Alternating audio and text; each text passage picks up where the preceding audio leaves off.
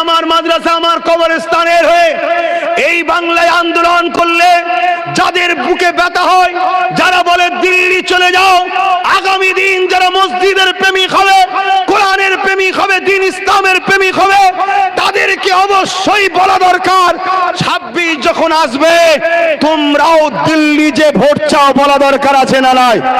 জোরে বলুন, বলা দরকার আছে না নাই? শয়তান এত বড় কথা, হ্যাঁ? এটা কারো পৈতৃক সম্পদ নাকি? এটা কারো বাবা কালী জমিদারি নাকি? হ্যাঁ?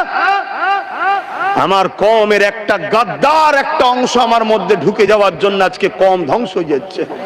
সেই গাদ্দারদের মধ্যে সব থেকে বড় গাদ্দার হলো তারা যারা মাথায় টুপি, মুখে দাড়ি, সুরাতে সকলে মুফতি মাওলানা, অথচ নেতাদের সঙ্গে দালালি করে। তারা কথা কি অপছন্দ হলো?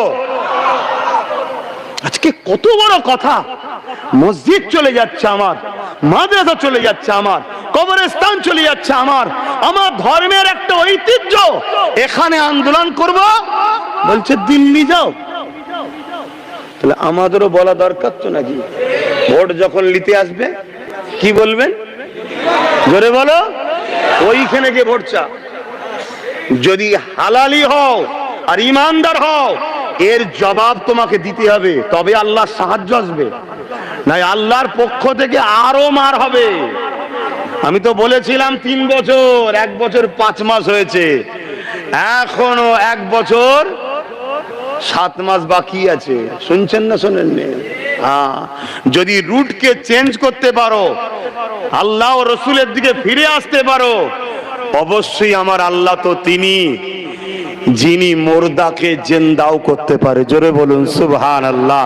আজকে যে প্রশাসনের ইউনিফর্ম পরে, প্রশাসনের পাওয়ার দেখিয়ে বা রাজ ক্ষমতার পাওয়ার দেখিয়ে যেসব নেতা মন্ত্রী বা প্রশাসনের এক অংশ নিরীহ মানুষকে কেস দিচ্ছে, জুলুম দিচ্ছে, এই শয়তানগুলোর এত শাস্তি হবে জাহান্নামে, এরা সেদিন তর্পে তর্পে তর্পে তর্পে যাবে, কিন্তু মরণ হবে না।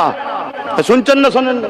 আর আল্লাহর কাছে অভিশাপ করি, বদদুয়া করি, আল্লাহ ওই এক শ্রেণীর প্রশাসন আর ওই সকল নেতা মন্ত্রী যারা নিরীহ মানুষকে কেস দিচ্ছে, জুলুম করছে, আল্লাহ তুমি তাদেরকে ক্যান্সারের মতো রোগ দাও, বলুন আল্লাহুম্মা আমিন।